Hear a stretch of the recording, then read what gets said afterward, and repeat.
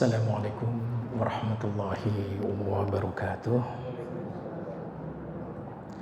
Innal hamdalillah nahmaduhu wa nasta'inuhu wa nastaghfiruh wa na'udzu billahi min shururi anfusina wa min sayyiati a'malina. May yahdihillahu fala mudilla lahu wa may yudlil fala hadiya lahu. Asyhadu an la ilaha illallah wahdahu la syarika lah wa asyhadu anna Muhammadan abduhu wa rasuluhu la nabiyya ba'dah. Allahumma shalli wa sallim wa barik ala Muhammad sallallahu alaihi wa ala alihi wa sahbihi wa sallam ajma'in. Ya ayyuhalladzina amanu taqullaha haqqa tuqatih wa la tamutunna illa wa antum muslimun. Amma ba'du. Ma'asyar muslimin wa iyyakum rahimahumullah.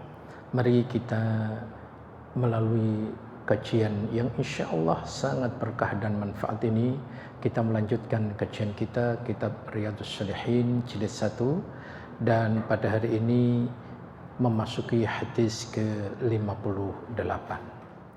Ma'asyarul muslimin rahimahumullah. Setelah kita mendengarkan dari hadis yang kita sama-sama dengarkan, hadis ke-58 ini, maka kita akan mendapatkan banyak sekali ilmu atas hadis ini. Apa saja ilmu-ilmu yang Allah berikan melalui hadis tersebut? Pertama, ilmu tersebut, bagaimana sikap seorang di dalam menghadapi dunia.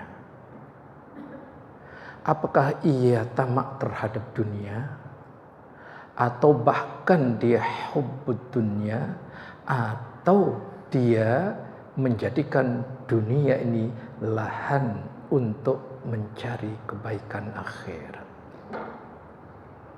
Lihat, seorang nabi, yang dimaksud nabi di sini adalah Nabi Yusha bin Nun.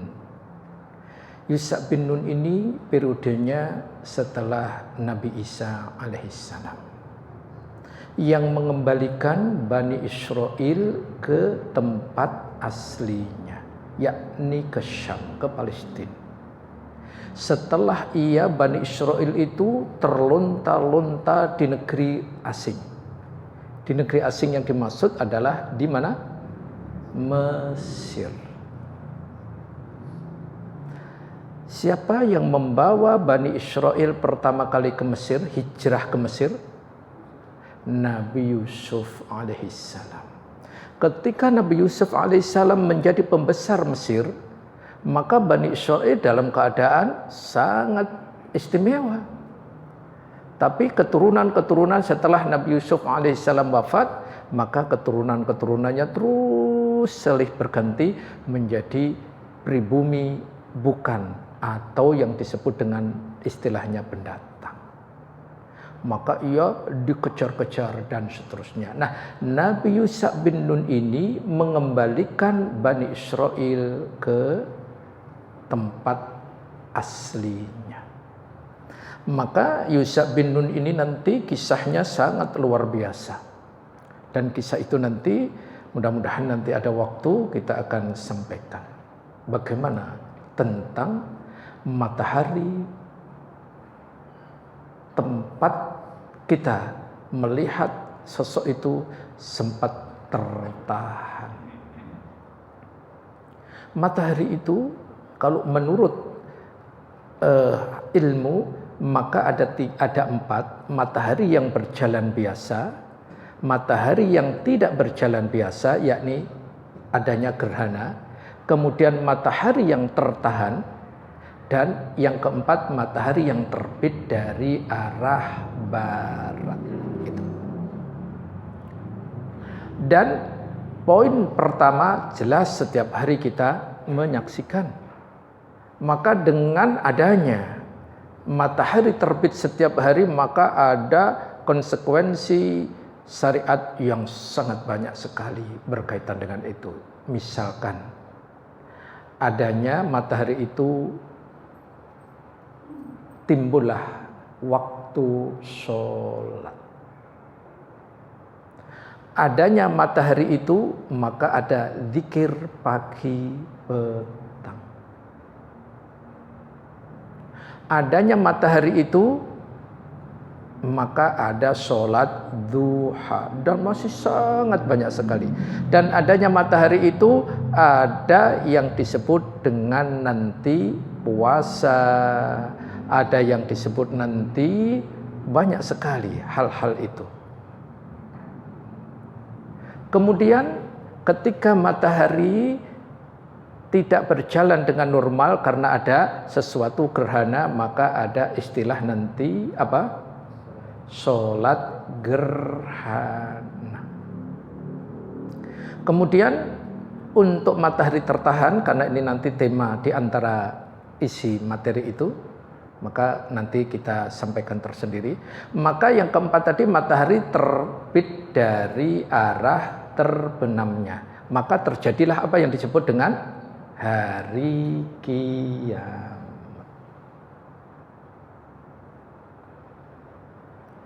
Dan kenapa Nabi Yusha bin Nun tadi melarang orang-orang yang di benaknya, di pikirannya, di hatinya condong yang sangat kuat terhadap dunia, tidak boleh ikut berjihad. Orang itu kalau sudah sangat condong sekali terhadap sesuatu, pikirannya kemana?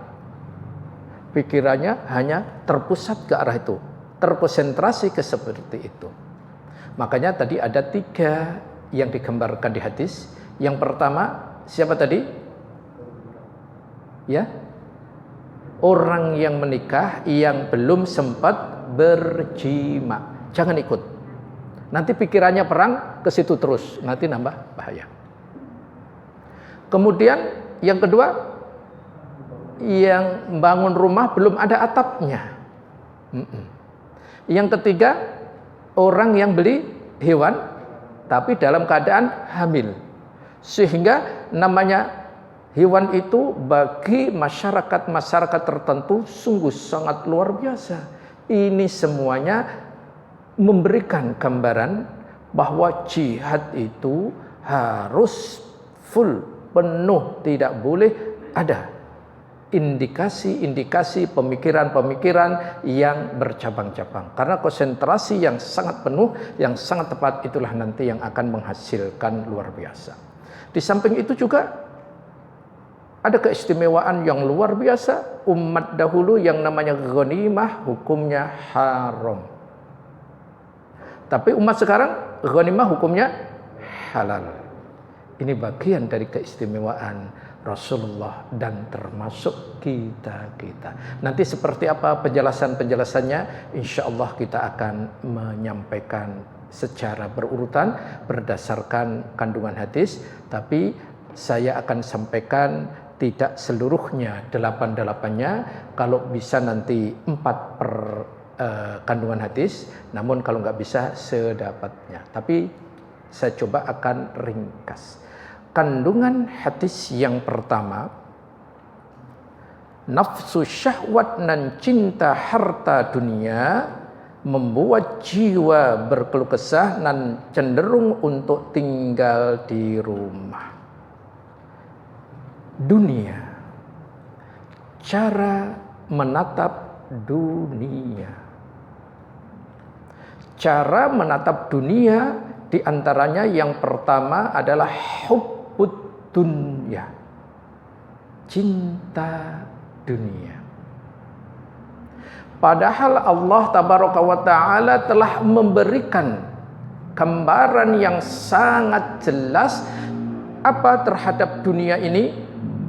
Silahkan dibuka Quran surat 35 ayat ke-5.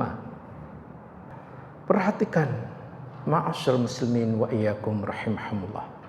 Allah tabaraka wa ta'ala melalui ayat itu memulai adalah ya ayuhan nas, wahai manusia, inna wa'dallahi haqq, sesungguhnya janji Allah itu benar.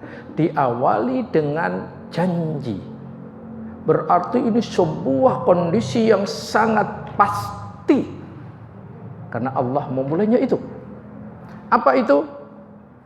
Bahwa fala taghurrannakumul hayatud dunya, maka janganlah kehidupan dunia memperdayakan kamu. Ingat, tidak boleh kita terperdaya terhadap dunia. Seperti apa terperdaya terhadap dunia? Nanti insya Allah kita akan sampaikan. Namun kita lanjutkan dulu hadisnya. Setelah itu wala yaghurrannakum billahil ghurur. Kemudian Allah tabaraka wa taala juga memberikan, jangan sampai engkau tertipu oleh syaitan. Jadi kalau begitu tipuan syaitan dengan tipuan dunia, hebatan mana di sini? Allah menyebut duluan, berarti dunia. Banyak orang yang tertipu. Kalau syaitan, karena tahu bahwa syaitan itu musuh, jadi orang-orang yang beriman insya Allah sudah punya satu tameng khusus untuk membentengi gangguan syaitan. Karena kita tahu, a'udzubillahi minasyaitonirrajim. Tapi untuk dunia nggak ada doanya itu. Jadi banyak orang Islam yang terperdaya oleh dunia. Itu. Makna terperdaya bagaimana? Mari kita lihat.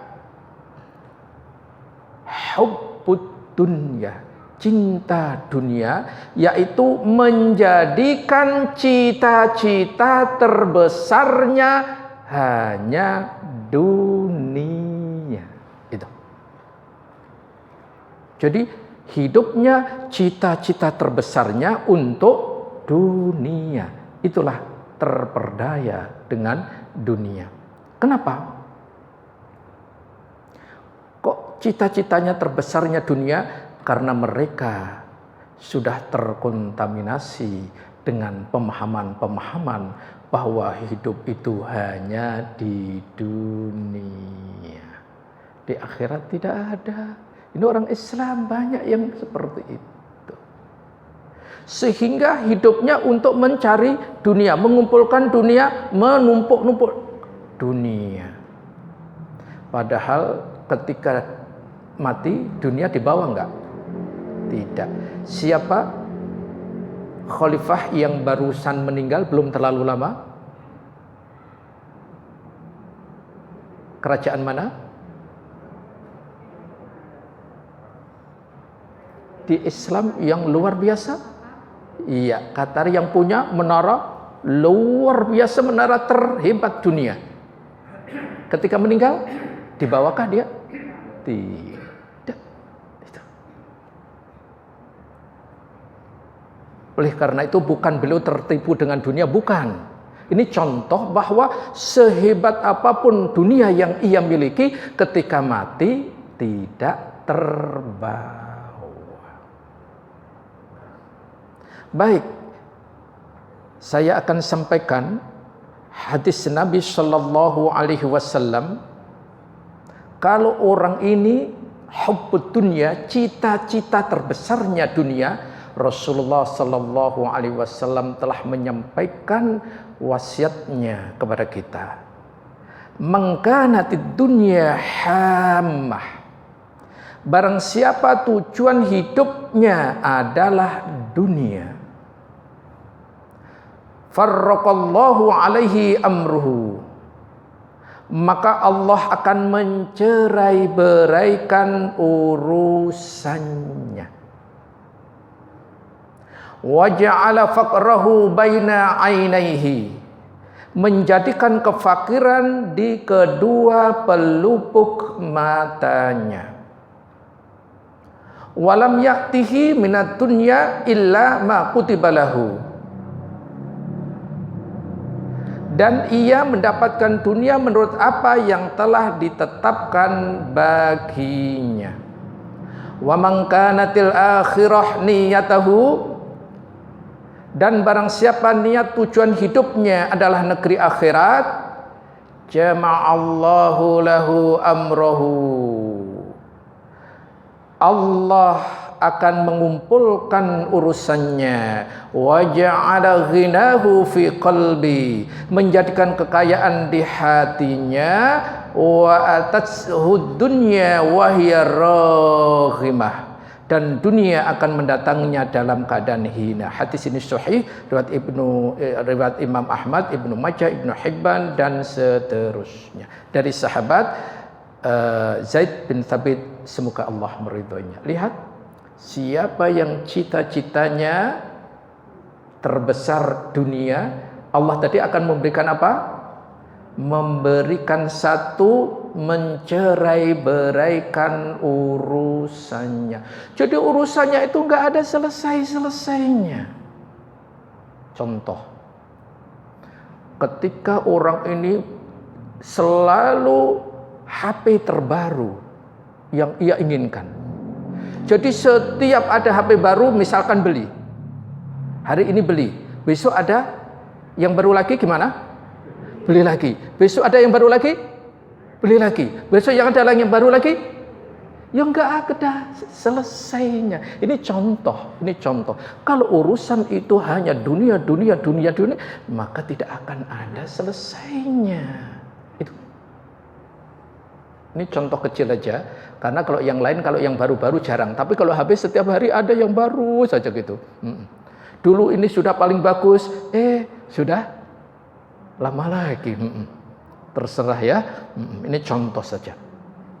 Dan yang kedua yang sangat harus kita ketahui, siapa yang tujuan terbesarnya adalah urusan dunia, Allah menjadikan kefakiran di atas kedua pelupuk matanya. Jadi merasa fakir terus seperti itu. Adakah orang yang puas terhadap dunia? Enggak ada orang yang puas terhadap dunia itu. Sampai-sampai Allah Azza wa Jalla melalui firman-Nya, alhaakumut takatsur. Iya, bermegah-megahan meskipun sampai ke liang lahat. Sekarang terbukti, meninggal pun harus yang terhebat. Di mana? Karpet merah. Enggak usah disebutin ya. Masya Allah, lihat itu, luar biasa. Karena kita sudah terkontaminasi konsep-konsep di luar Islam. Kalau pemakaman itu hebat, bagus, indah, mahal, itu bahagia jenazah di dalamnya. Padahal itu bukan konsep orang Islam. Tapi orang Islam ikut-ikutan enggak? Ya ikut-ikutan itu loh. Makanya jamaah di sini enggak usahlah pesen-pesen di sana ya.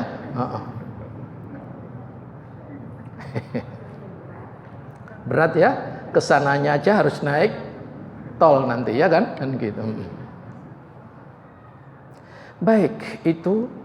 Dan tolong perhatikan firman Allah tabaraka wa taala, orang yang tujuan terbesarnya dunia, apa yang akan Allah berikan di dunia dan apa yang Allah berikan nanti di akhirat. Silahkan surat 11 ayat 15 dan 16. Perhatikan di ayat itu. Ini firman Allah tabaraka wa taala yang jelas kebenarannya mutlak, tidak terbantahkan.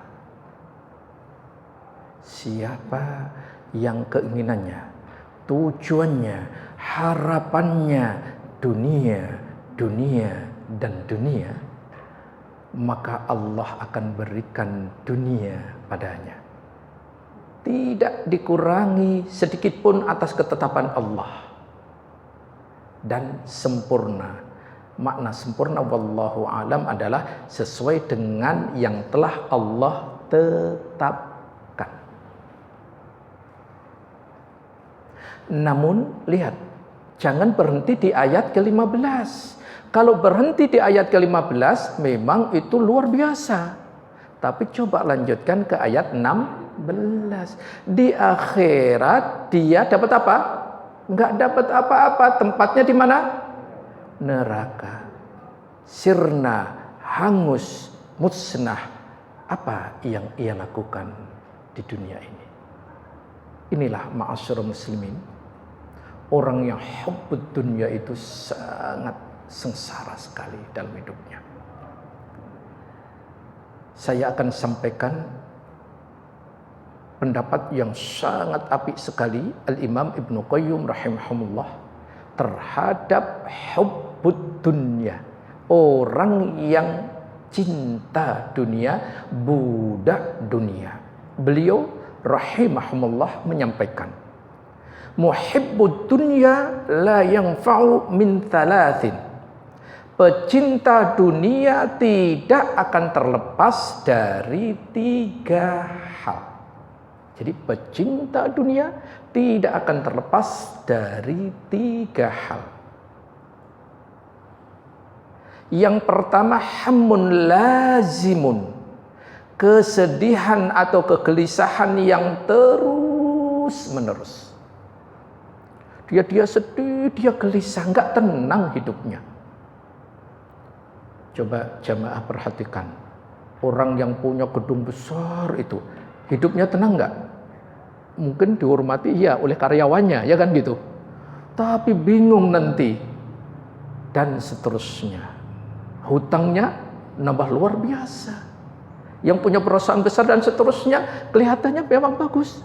Kalau kita melihatkan secara zahir, kasat mata. Tapi coba masuk ke dalamnya, lebih pusing.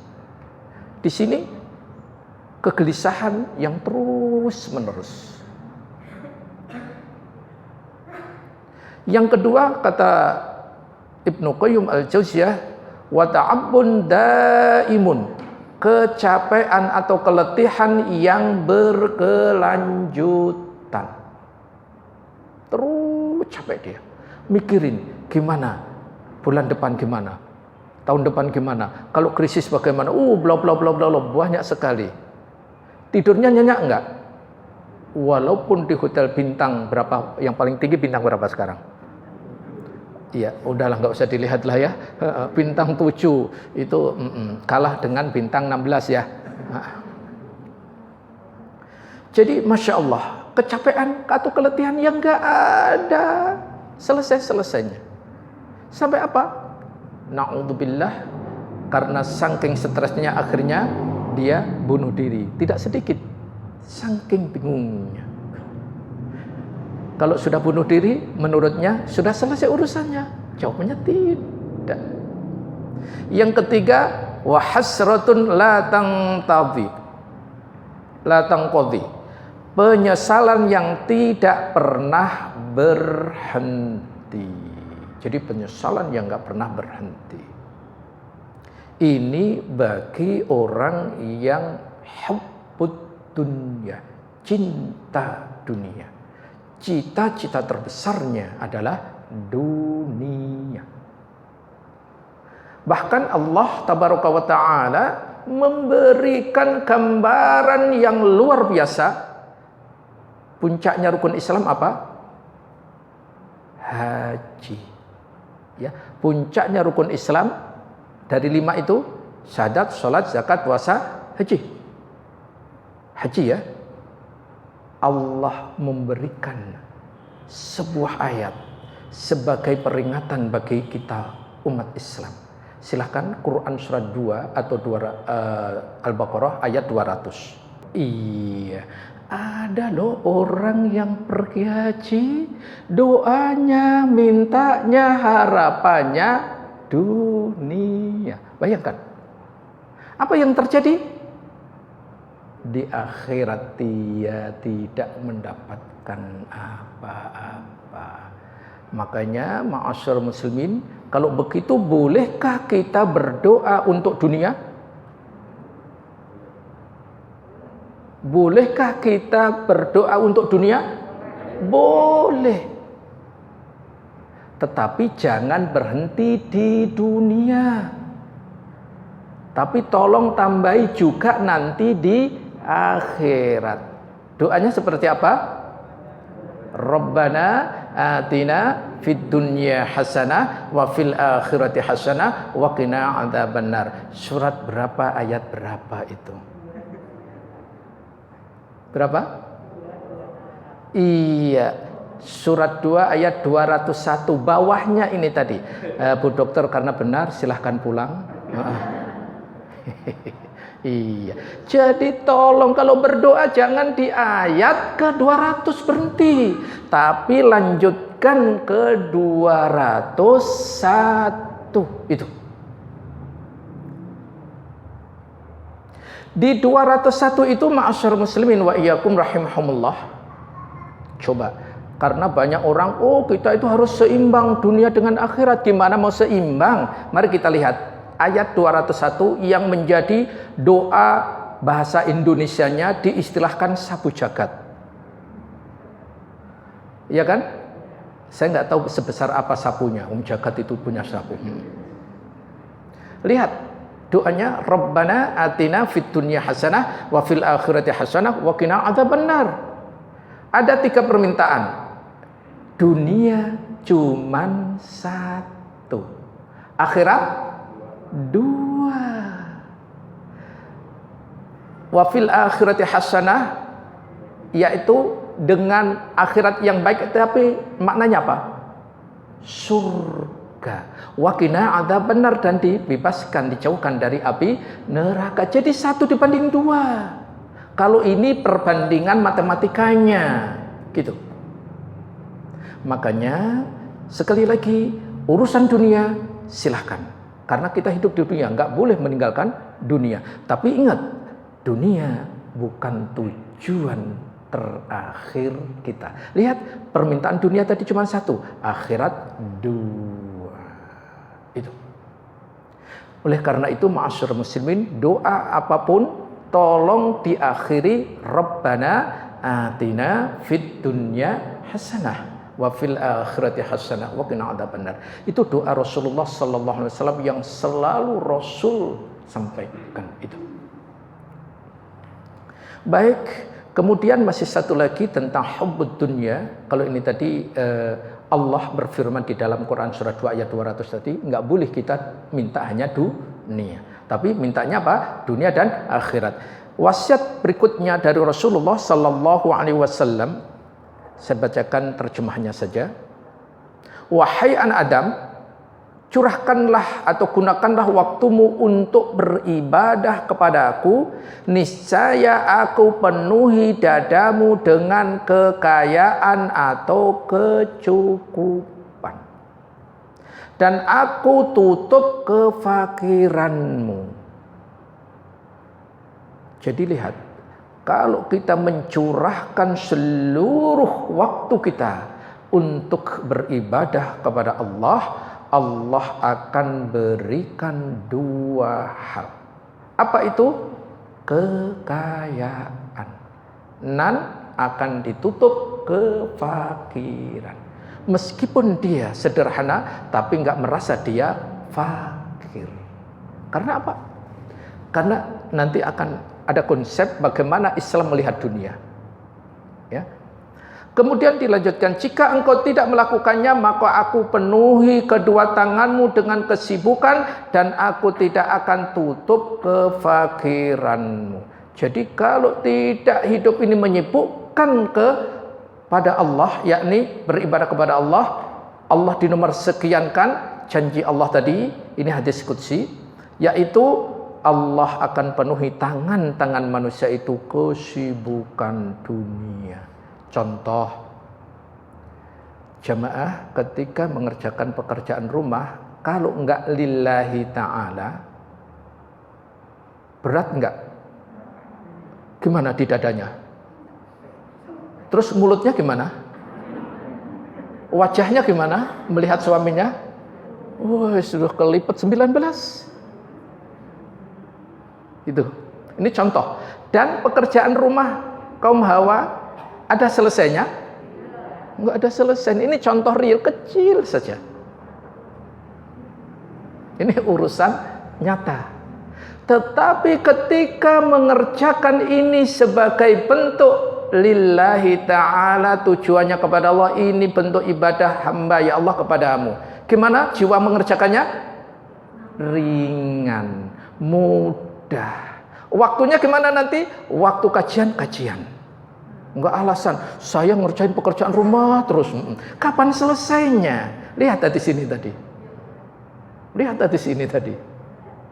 Orang yang cerdik selalu mengambil sebuah hikmah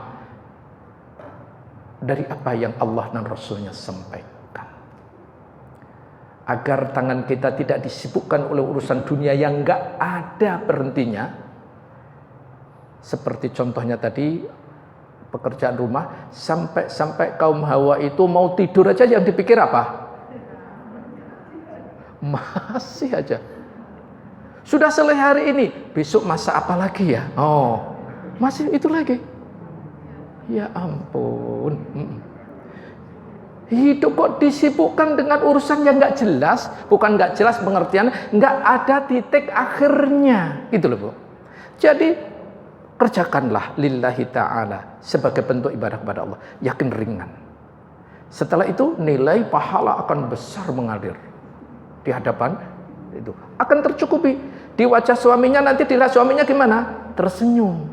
Kalau tadi kelipet 19, sekarang senyum-senyum. Kenapa Mas senyum-senyum? Alhamdulillah saya sudah dapat ilmu. Apa? Mengerjakannya lillahi ta'ala. Insya Allah akan ditambah lagi nanti bulanannya. Loh, orang itu kalau qanaah akan ditambah. Tapi kalau merasa kurang, nambah diomelin. Iya atau iya? Iya.